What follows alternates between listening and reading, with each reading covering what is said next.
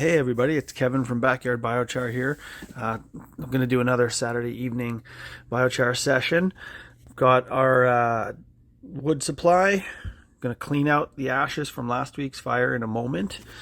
I've got the base can here, which is I believe a can of Bravo spaghetti sauce. Bravo. I just took the lid off, bottom's still there. This here is from a piece of ductwork. It's a 4" by 3", 4" to 3" reducer. So that covers you there. And then this is the traditional pasta sauce can. You get all different brands make it. You can find that just about anywhere for about $1, $2 maybe nowadays, maybe $3 in your neighborhood. Prices going up every minute. Hopefully this is one way of helping people, save some money on some things they might otherwise have to buy.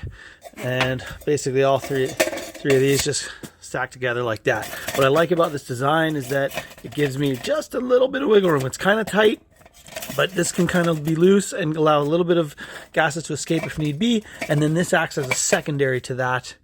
The word thing you want to avoid is just putting too much weight on top, because that's what would make this seal quite well. And we don't really want to ever have a dangerous situation. You can tell really how your system's progressing, because as soon as you load it up with wood first, and then get it going like this. So I'll fill this completely with wood, and then just jam it in there. You'll be surprised how much you can get in. Cover it on top, build your fire. Then I put just a little grill on top here. I'll sturdy that up in a moment. Place this on top, feed the fire, get it cranked up.